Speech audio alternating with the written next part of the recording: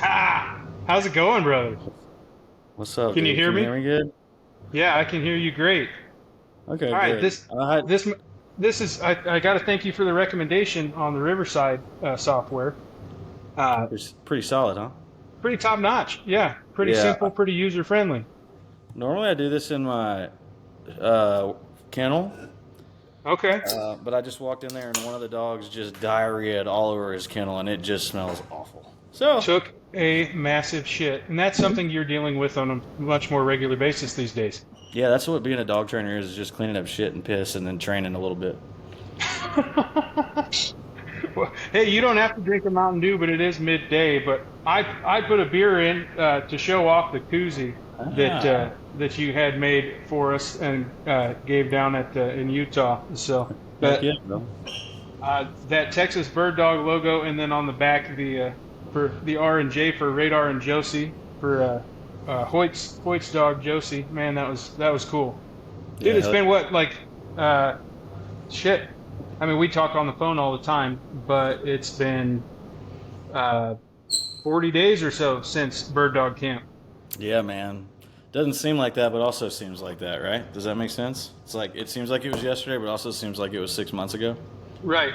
Yeah. No. Time flies, but then it's also very slow, unfortunately. So you you've got a far better lighting situation than I have right now. I think it's I just think my my beauty. I think it's it's just your natural beauty that makes the difference in what's going on here, not the lighting.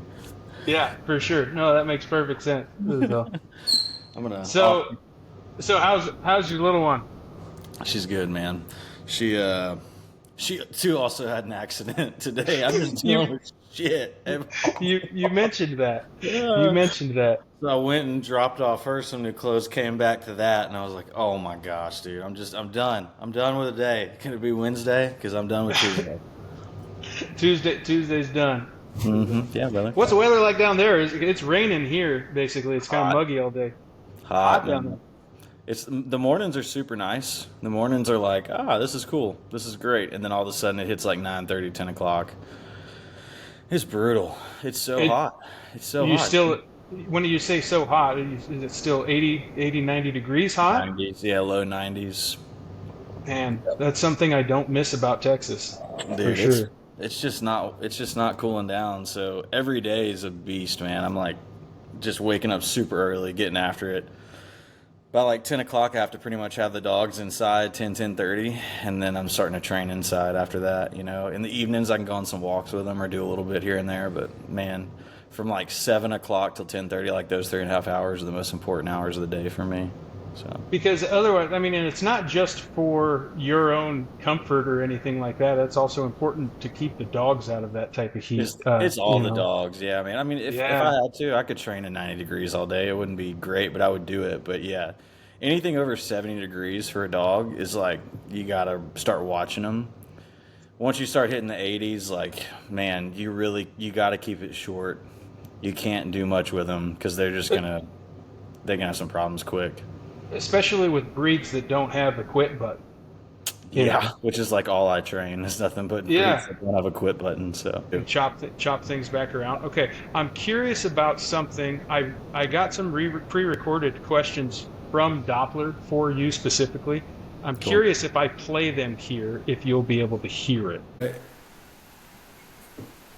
Hey, I wanted to ask about Honey. Has she been asking about me at all?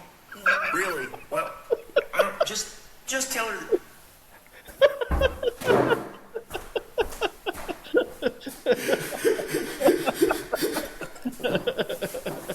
Dom's trying to go after my girl, dude. Wait, there's more. Big Dop said, "Hey, what's up?" Okay, we gotta go back. Really? Well, I don't. Just tell her the Big Dop said, "Hey, what's up?" No, she'll know what it means. Hey, can you actually tell the story about when my dad unalived Honey's first pheasant? That sounds like it was really hilarious. Yeah,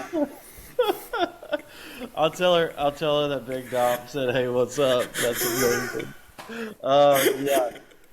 Your father unalived Honey's first bird that she ever killed.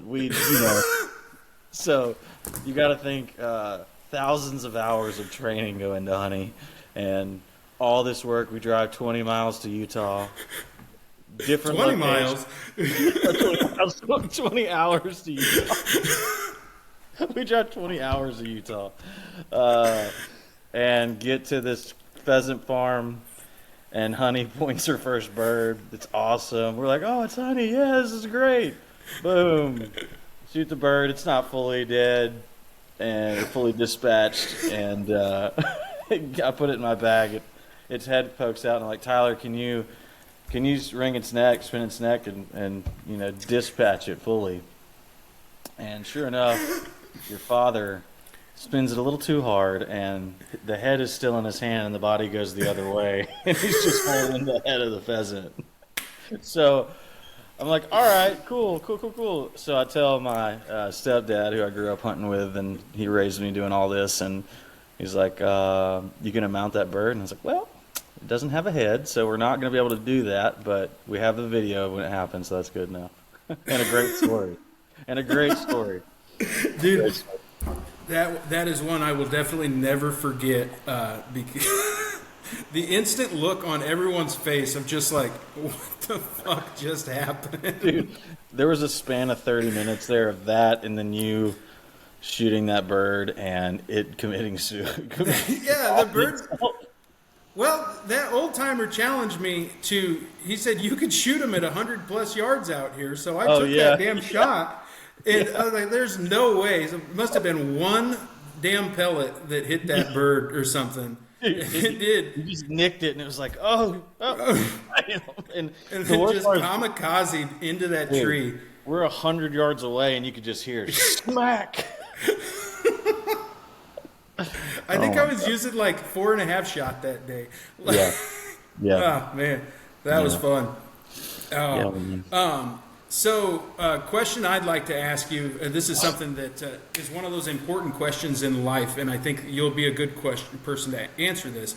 Is like, talk about your why. Like, why is Jordan Hoyt where he is today, and why do you do what you do? What wakes you up every morning, man? Yeah, man. I guess the biggest and real answer to this is when I was 14 years old, my dad passed away. And, Damn. We weren't the wealthiest family in the world, so I didn't really have, money for therapy or anything like that. And what I really started doing was when I was 14 years old, the summer, he passed in January, and the summer after that, I started working. And I started working for a lawn business, a pretty big lawn business. And I just started, basically, that was my outlet, was hard work. So every day I'd get up before the sun got up. I'd work all day. Come back when it was dark, be covered in dirt and grass and whatever, take a shower, fall asleep, and do it all over again. And I think the biggest thing in life was just realizing like that's how I handled grief, and it made it to where it just became all I know, really. I tell people all the time I'm okay at a lot of things, but I'm really good at working hard. So I think it's just my nature just to get after it every day. I don't really know any different. Dude, that's like an incredibly tough thing to have gone through at a young age. I can't imagine what it's like to lose your dad. My sentiments are with you. But then to take all of that and internalize it, and then like the output is I'm going to turn around and I'm going to work hard and I'm going to do that every day of my life. And I've only known you a very short time. But you're a hardworking son of a bitch, man, and it shows. Like you're not just out there working hard; you're earning it every day. So I commend you, dude. Yeah, man. Yeah, I wear his dog tag every day. It's like the first thing I put on every morning. When I get up, and there's a lot of times where I'm sitting there and just in frustrating moments or something like that, and I just reach down and grab that, and I'm like, that's my why right there. Is just to that was how I got through it, and I know that making him proud would be, that he would be proud of where I'm at and proud of how hard I work, because he always would tell me, he's like, you got to think he was a, badass in the military, and then he became a firefighter after that when he got out of the military, and he was in the bomb squad and SWAT team, and, he always was a hard worker, and he just told me, if you give everything you have to something, that's all you need to do. Just give it everything you got. And 100%, dude. That's awesome. Yeah, man. sounds like he left a lot of really great lessons with you, even in the unfortunate short time you had with him. Yeah, man, definitely. So He was my hero for sure. Well, and like, who's like every kid, especially at that age, like dad is still the hero, and like, Yeah. I would venture to say your dad is still your hero, like, Yeah. right? But now you're your dad too. You're the hero now. I try to be, man. I try to be. I think Dad showing up at school to save the day today is probably pretty heroic. Sounds like. Yeah. Well, that was a big part of doing dog training for full time, was knowing that I made my own schedule, so I would never miss anything for my daughter, whether it was a little thing at daycare that she needed like today, or a recital, or a game. Like, it was that I'll always be there for her no matter what, and I'll never miss anything, and I never have to ask anybody to do anything for her because I control what I do on a daily basis. So yeah, it's nice to be able to just move the meter a little bit one way or another if you need to, and have that freedom. So especially coming from the corporate world that you used to work in. I mean, you just stepped out and you took a huge leap, just a couple months ago here, really now, hasn't it been? And so talk us through that, where was I 6 months ago, and the leap that you've taken now to really seeing very much growing success, especially with the use of social media. Yeah, definitely. I mean, I was in the advertising world before this. I was a creative director. So the marketing side of things comes to me because it's what I did for 10 years, right? So I understand what a brand is, understand how to get yourself out there, understand, how to push an audience and all of that. But, corporate America post-COVID really was hard to work in, because before it was hard work, but there was a lot of good perks and it was a lot of fun. And then post-COVID, that culture just went away and it just became work. And I think that really took out. I mean, I was really, really good at what I did. It's kind of crazy. Like, most people are leaving a job to go do something they love because they're not quite fit for it. But I really was. I was really, really good at it, but it just didn't fulfill me anymore. And, I was commuting every day, and all I would do is listen to podcasts, listen to everything there is about dog training, and audiobooks. And on the drives home, I would literally just be in my phone writing notes of like, this is what I'm going to work with Honey today, this is what we're going to do. Like, that was something that made me realize pretty quick, like, I need to do something about this because I'm not happy. This is what makes me happy. And I fell in love with the process more than anything else, more than the final product of what a good dog is. It's the process of getting in there, and I realized that was pretty cool. So yeah, had to take. You told me that. Sorry to butt in, but you told me that when we were on the phone, not but 2 weeks ago. You were like, "Dude, it's addictive. You're gonna get addicted to this." Like, and you said you fell in love with the process of the.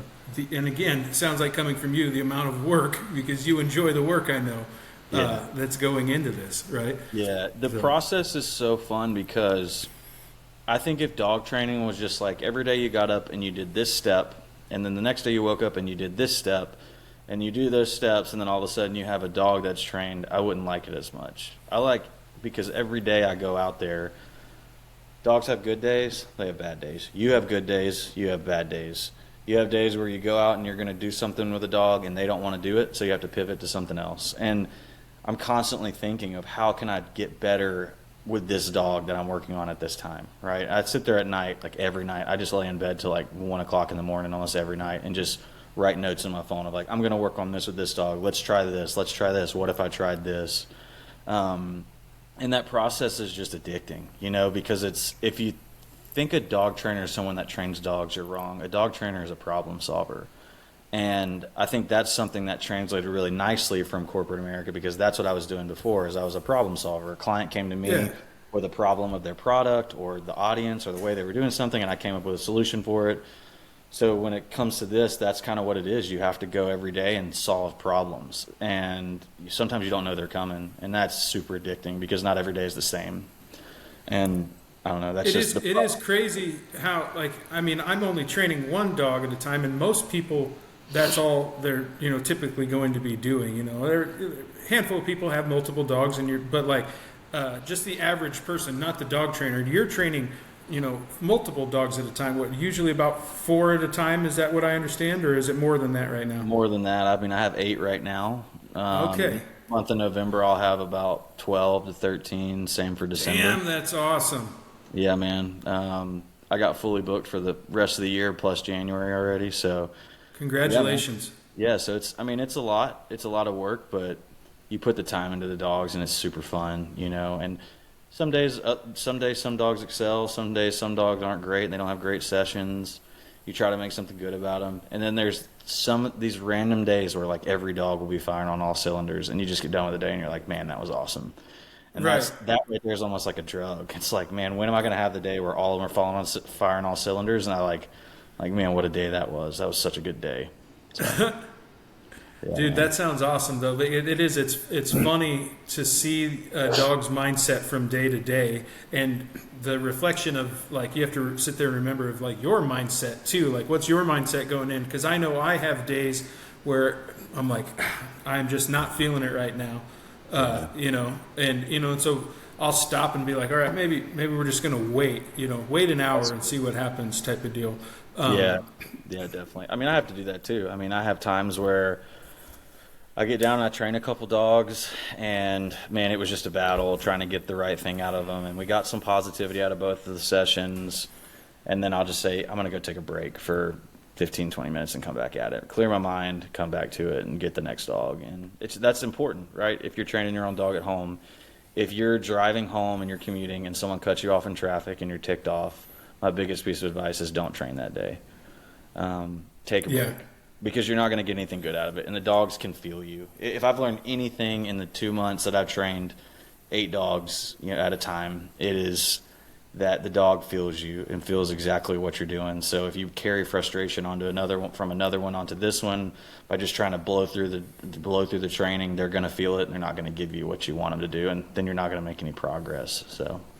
And I imagine that would be difficult. So you get done training with one session, one dog here, and so you're working with the dog after 20 minutes, it's already broken in to its training session. Like we should be at the peak of that session, right? In a perfect world. Sure. And then you've got to step backwards and remember that the next dog, it's like, all right, we got to start at the warm up here, Yep. And what does Jared say? Crawl, walk, run. I suppose that's an important thing to remember. Dude, it is. I mean, I have Jared in the back of my head every day, all the things he's taught me and showed me. But yeah, crawl, walk, run is so important, man. I tell my clients all the time, I'm like, if I have your dog for 60 days, I would bet that 50 of those 60 days we're going to be crawling and walking, and the last 10 days we'll probably be running. And that's so important to remember when you're training, because every session's that way too. Every other days that way. Some days you only get a crawl. Some days you get a little bit of a walk. It just depends. It just depends on the dog. But the process of seeing all that come together and you being able to adjust for the dog that's in front of you, because every dog is different, man, it's super rewarding every day. You're like, man, I just got a really good session out of that dog and it was tough, but look what we did, and that's the most important thing to me. So. It's a bit like, I could compare it to like that feeling when you just get done mowing your lawn and you look back and you think, damn, that's a good lawn, that's a good dog. Yep. We had a good session. Like, I do love that. I don't know if it's some sort of endorphin release of, when you have a good session with the dog, right? Yeah, for sure. It is. And especially when you have a dog here for multiple months and you see how they grow and you start to build that working bond with them and you start to see the progression.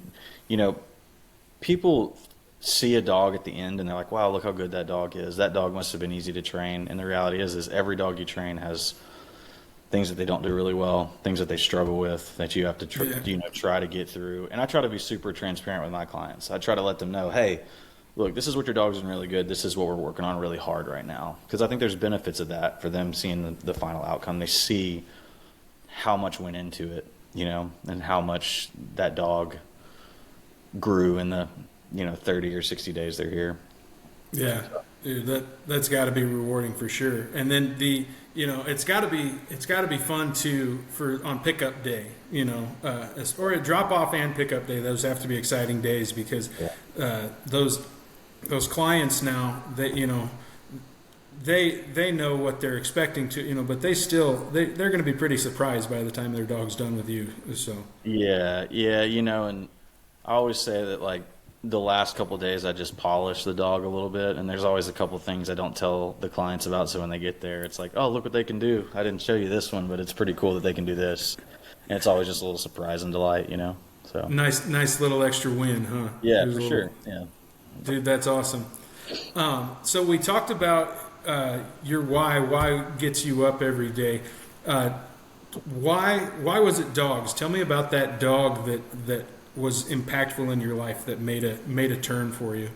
Yeah, for sure. I mean, I think this goes back to my dad here. He, like I said, he worked.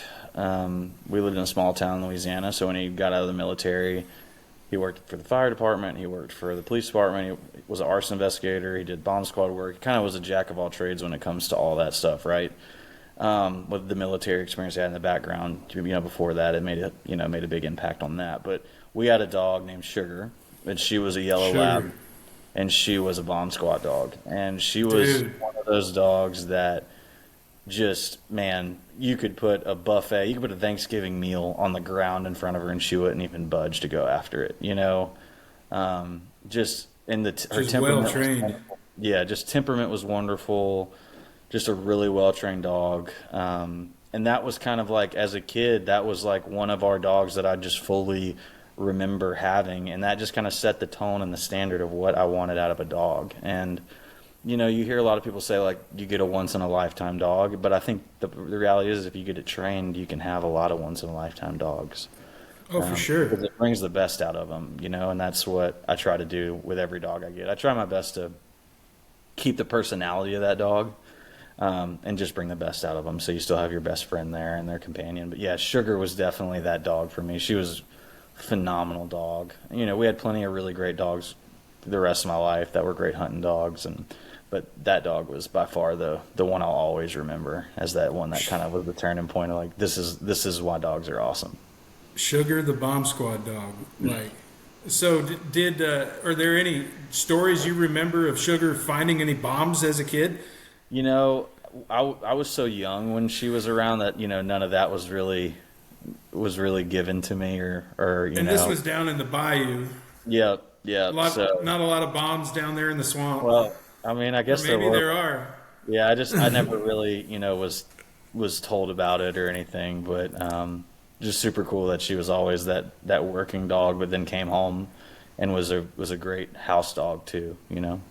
Awesome. Yeah, she sounds like pretty capable dog. That's awesome. Man. Very cool. All right. Talk about. I had another question from Dop. Actually, this one will be a good bit for that is kind of cross to Best Gun Dogs bit. So let me see. It's like it was really hilarious. Color, a lot. Okay. Actually, could we talk a little? Sounds like it was really hilarious. Yeah, Jordan, actually, could we talk a little bit about the leather training collar? A lot of people seem to think that I'm being abused and that this is just the worst thing and that it's got spikes on it and my dad is some sort of asshole. But really, it doesn't hurt me at all. And I want some help explaining to people why the leather training collar is such a valuable tool. Yeah, Dop. Yeah, well, your dad is an asshole, but it has nothing to do with it. Well, that's a given. No, man, the leather training collar is, honestly, it's something that changed my life. If it weren't for the leather training collar, I wouldn't be able to be a dog trainer. And I'm really grateful for Jared for not only making those, but sharing how to use it properly. So, it's not a prong collar. It has rounded off studs in it. Those studs don't hurt a dog. You can pull back on a dog as hard as you want to. It does not hurt them. Those just create a point of contact on the dog's neck. And what it does, and I tell, Jared and me talk about this so much, but I consider that leather training collar like a corded telephone. And that's how I talk to a dog, is through that leather training collar. And then eventually you layer in the e-collar, and the e-collar becomes the cell phone. So I can communicate the same way, but through a button with them. When I first heard that, I thought like, okay, that's really interesting, but I was curious to like, I'm like, how is this going to work? But you follow the system, and it really does. And again, earlier you were talking about the process, so go on, because like there is a process to using this. It's not just like another collar. Yeah, it's if you don't have the ability to use it or how to use it, it just becomes a tool. It's just another tool, right? It's just another thing that's sold. But if you use it properly, the way you use it is pretty simple. Jared's like me a little bit with OCD with things, and that leather collar, everything on it has a purpose to it. The type of leather it uses, the amount of studs, there's 9 studs in it. The size of the buckle that's on there, the type of metal that the buckle's made of, the weight of the shackle that holds the rope on there to the buckle. And you use all of that to your advantage. So essentially you're cueing the dog with it in certain scenarios, and you're using that buckle to shake and then tug, and that creates a point of communication. We use 4 things for the dog on that, and it's the foundation that the dog uses. And Jared always talks about this. He went out with Dave Walker and he was working dogs, and Dave was like, hey man, he's like, Dave, how do you think my dogs are doing? He's like, well, look, you have these dogs and they're doing 15 things at 40%, and I have these dogs who are doing 4 things at 100%, and I could take them and hunt tomorrow. And that's what that leather collar does. So we do come go with me, stand up, stand tall, which is what most people would call whoa. So come go with me is the zigzag pattern where you're cueing them to move with your body language. It teaches a dog to quarter in the field. It also builds a bond between you and your dog that you learn to work together, right? Because if you pull this way and they're going that way, you guys aren't going to work together. You pull this way, they start to come with you. You start to flow with them. Come go with me is one of my favorite drills. Then you get them into heel, which is like stick shifting a car. They go too far forward, you pull a little forward, too far back, you pull a little back. You get the and gist. It really does work like that. Once you figure it out, that stick shift is such a perfect metaphor for it, or analogy. Yeah. There's not a better tool on the market to teach heel for a dog. There isn't. There's nothing that teaches them to heel like that does. I can put any dog on that collar, and within 5-10 minutes, they at least understand what heel is. They will be beside you. They won't be pulling on the leash. I took it. I had it back in Nebraska at my folks' farm. I put it on my dog, or my parents' 8-year-old golden retriever that has like very, very minimal training. She's a decent dog, but she's a farm dog. She's not like she doesn't live in the house or anything. She's a golden retriever. They have a level already of solid dog work in them when they're born. Right, for sure. But no, with like I put that collar on her, and instantly she just listened to everything I asked her to do. It was crazy. So like using it with Dop has been great, because like you said, you work your way into it with that collar, and then once you start layering in with the with an e-collar, that becomes, like you said, your cell phone line to them. And ultimately, I guess the goal is that you can take off that leather training collar, and now the e-collar becomes, I don't need the check cord anymore, basically. Absolutely. Yeah. Just we also teach, stand up, stand tall is what Jared calls it. Essentially, it's whoa, right? We don't say the word whoa, we just make the collar, and then we also teach recall on it. So if you take a dog that knows how to quarter in a field, knows how to heel when you're not out hunting, and you can get them to basically hunt them up and get going. Stand up, stand tall, so that way if they point a bird, they don't move, and they bring the bird back to you or recall you when you need to. It's pretty much all you need for a hunting dog, right? And when it comes to waterfowl dogs, the only thing I replace is the stand up, stand tall, and I use sit in that world. And all of a sudden, I layer in whistle recall and whistle sits in that instead of the e-collar for those 2 things, and you have a dog that can get out and hunt pretty solidly right there. So what I find interesting is because those 4 pillars that you talked about, and whether if you want to say 4 and stand up, stand call is interchangeable with sit to an extent, because it's both. They're just a whoa command, like, hey, chill. Don't move. Yeah. Don't move, right? Yeah. Then there's the retrieving aspect of it is not something that I hear guys talking about a lot. I see guys like Paul Key out. He does a lot of marking videos and casting. I think is what. Are you casting your dog out? Talk about that a little bit. How do you get into that? Yeah. So one thing I want to say before I move to that is just when you're using that collar, you're cueing the dog, you're speaking through the collar, through the check cord, but then you put that in conjunction with calm pets. Calm pets. The dog starts to understand what you want to do. So, yeah, so as far as using that collar in the waterfowl world, I don't know if there's anybody else in the waterfowl world that uses it. I'm sure some folks have tried maybe, but and there may be some people out there I just don't know, but if you think about a retrieving dog, or a pointing dog, this is something that Mo Lindley used to say, which Maurice Lindley is one of the greatest dog trainers of all time. He used the training collar years and years ago. He's passed. He was deaf. He couldn't speak hardly. He could barely say. I mean, he could speak, but you couldn't understand him. Dogs surely couldn't understand him. Couldn't make out for Interesting.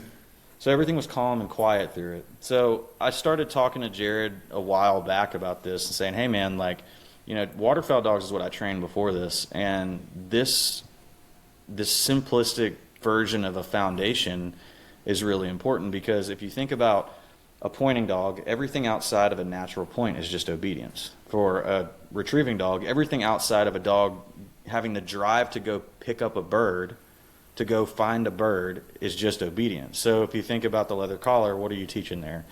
So you're teaching them, come go with me, which is you work with me, you work with my body language. It also calms a dog down. I think it's a really important drill even for a waterfowl dog. You're teaching them heel, which heel is a focus drill. So that means focus when we're doing this. Focus here. You need a good dog to heel at all times. Heel to the stand.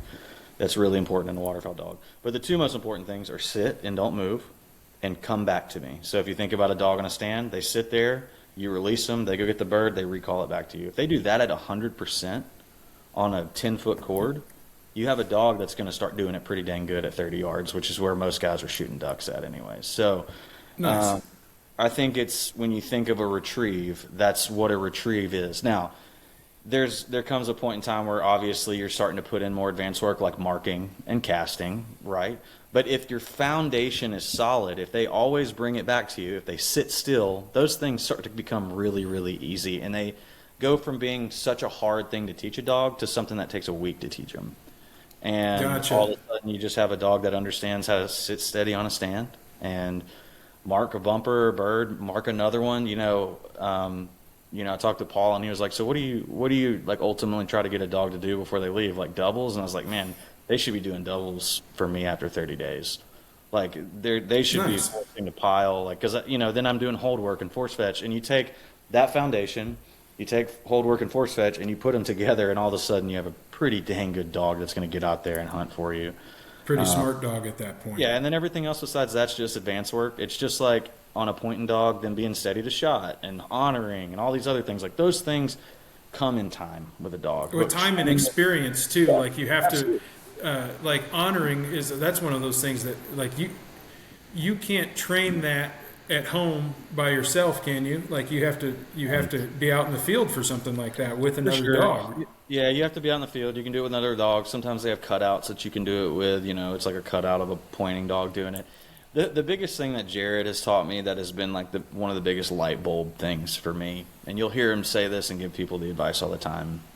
They get done with training, and I tell the same thing to my hunting dog clients, whether it's upland or waterfowl. Right before they leave, I tell them, now go hunt the shit out of this dog. Not just go hunt it, because they were bred to do this. Man, you can take any sport. Think about baseball. You're hitting in a batting cage, and your coach is throwing you a curveball and a sinker and all these different pitches, and you're hitting them. Yeah, good job, awesome. But then when you get in the game, it's a totally different scenario. You have a crowd, you have people on base, you have a pitcher that you don't know what they're going to throw. That's, to me, what training is a batting cage, and in a game is what hunting is. And you have to figure it out when you hunt, and that's what the dog is going to do when they hunt. And that's a really important thing to remember when you have a dog that's a hunting dog, is that they can go and train for however long they want to, but once you get into the real scenario, you got 5 guys with 12 gauges shooting and a bunch of teal fly in, and all of a sudden, boom, boom, boom, boom, boom, boom, boom. like that dog's going to react differently, and they're going to have to figure it out themselves. And you as the handler, if you're taught properly by a trainer of how this is going to go, you'll be ready to roll when that happens, and they're going to figure it out. And before you know it, you have a dog that just understands it. And that's another huge important piece of the whole puzzle, is that you're not just training the dogs. That when you're done with the dog and somebody comes and picks it up, you're sitting down and go, like, there's a go home lesson or take home lesson, and there's still homework to be done. And it's like, gosh, why wouldn't you go and do your homework with your dog after you've just made this big investment in turning it into an absolute machine by the time it's done with you, right? So, I require at least 3 hours, if not half a day. That's awesome. And it depends on the level of the person. Like I have a GSP here right now that's an upland dog, and he's a phenomenal dog. Like he's going to be a really great dog. His handler's an older guy that's just now getting into upland hunting. So I told him, hey man, why don't you clear your whole day and show up around 9 or 10 o'clock. I'll have all the dogs trained, and we'll sit down with Rocky and train him. And then I'll sit down and walk you through how you're going to handle this dog for right now, for its first 5 hunts, and then how you're going to handle it in the future. The things to look out for. We're going to record all of it so that way he always has something to go back to. But that's when you're investing in training a dog for a trainer to train it, if they don't teach you, then you're wasting your money, because you're going to inevitably get that dog back, and it's going to lose. Like, Jared has taught me this really well, is that those first 7 to 10 days that you get a dog back, they're going to test you. They're going to test your boundaries, because you were their buddy before you got sent off. Now you got to be the boss, right? Yeah, so you got to start bringing some of that into it. So I make a custom sheet for everybody that's like, here's your commands, here's what I want you to do daily, here's how you handle a dog, and here's the things to watch out for. And they go home with that, and that's basically like their 7 to 10 day game plan. Here's your game plan. Here's your homework. And I imagine you're also at their disposal too. You've got people. I mean, I call you a couple times a week with some dumb question. I'm sure you've got people that are calling with far more intelligent questions than I'm asking. Yeah, man. I'm always on the phone, dude. I'm always talking on the phone. But I mean, I love it. I think that if you get into dog training to not help others, then you're in it for the wrong reasons, because hunting and dog training and dog work, it's all a dying sport.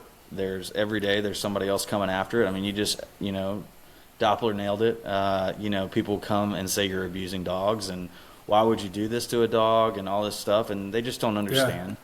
They don't. A lot of people don't get it.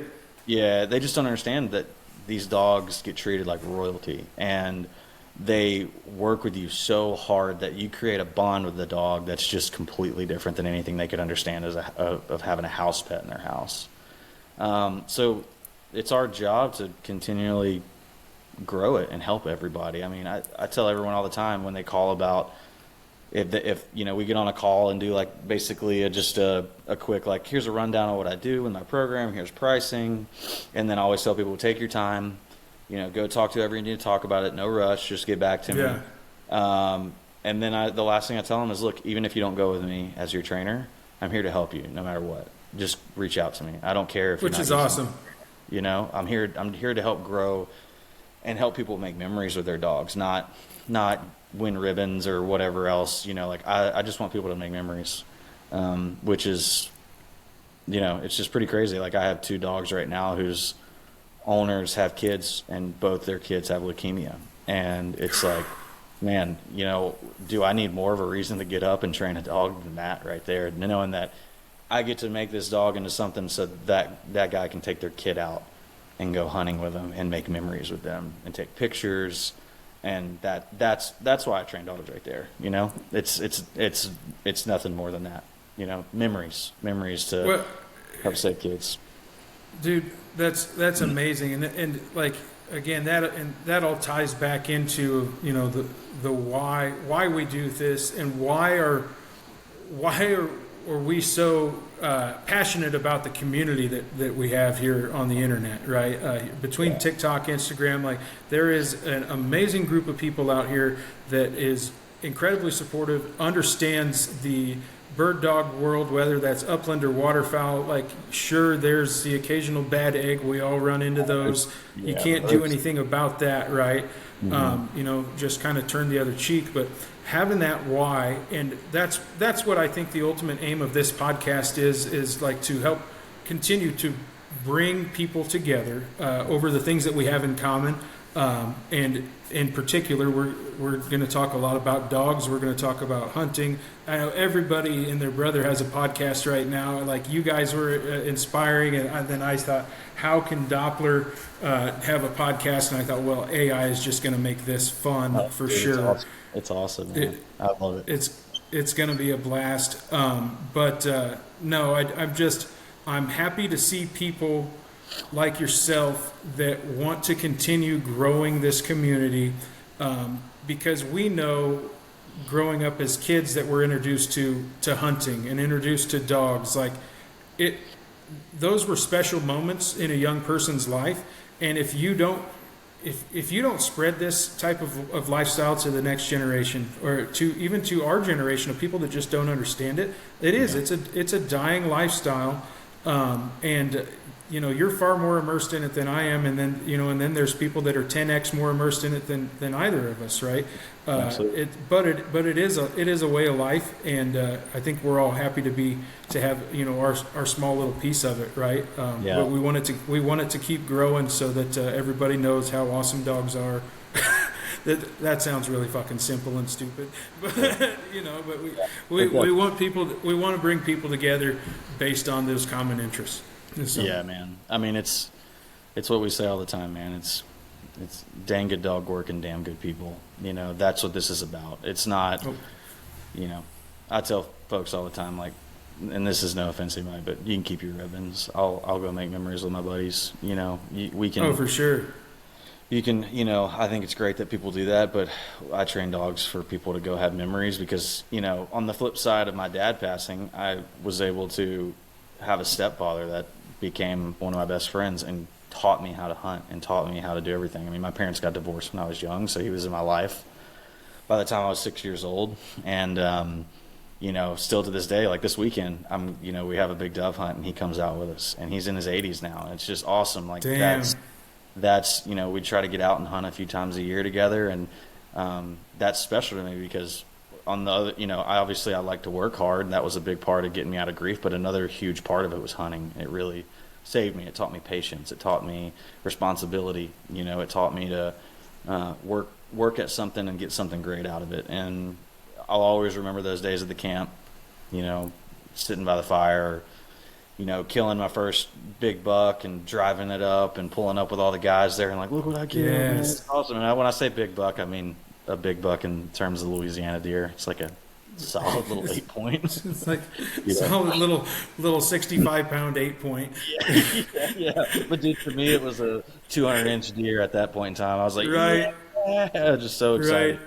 But that is why, and that's something I love about bird hunting, and that's something that has always been super great because bird hunting, unlike deer hunting, where deer hunting, it takes a level of trying to learn how to do this type of shot and do all these different things, especially like bow hunting, things like that. But with bird hunting, like this weekend for the dove hunt, I have one of my clients and his son, one of the ones that has leukemia. I invited him to come down. I'm like, hey, you got a shotgun? Awesome. You got some shotgun shells? Awesome. Come on down. That's it. And if you don't got a shotgun, I got about 20 of them. You can borrow one. You got extras.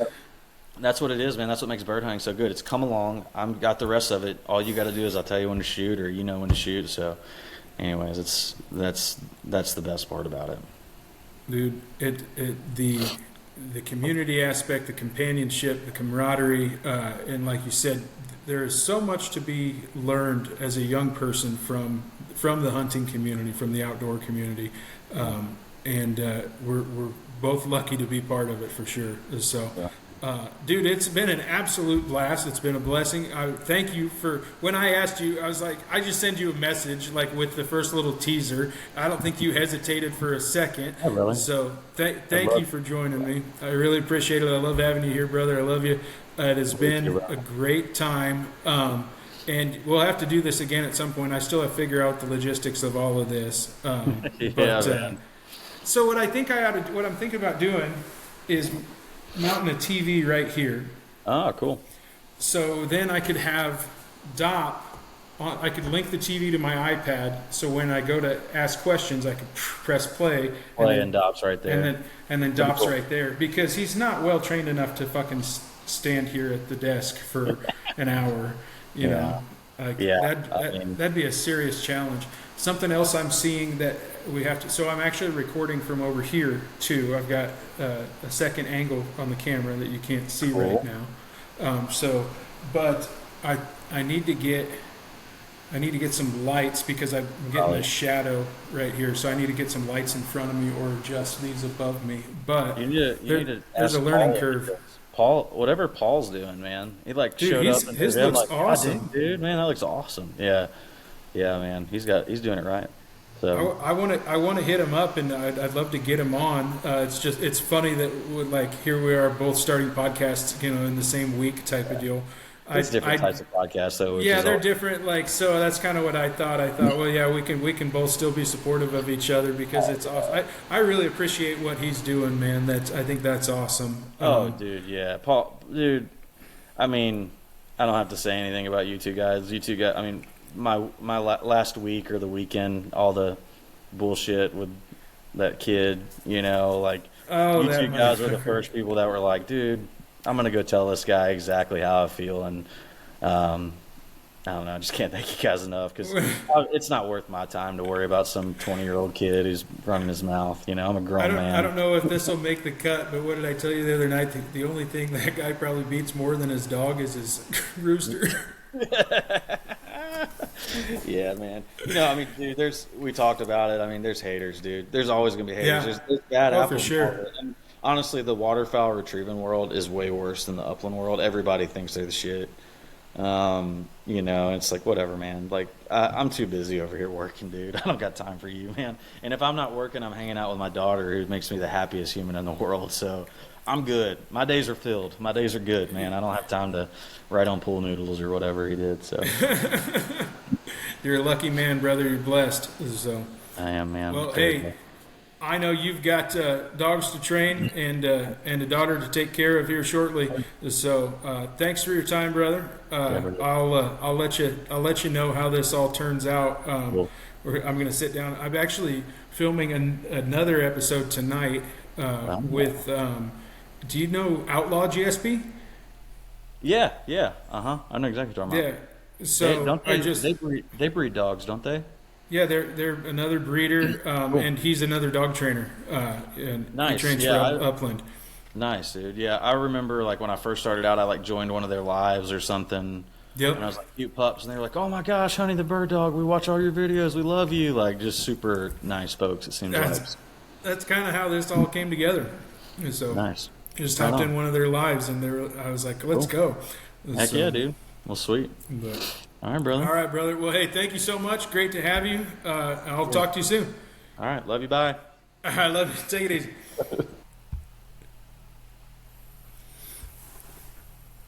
All right. That was an amazing conversation. I want to thank each and every one of you for listening.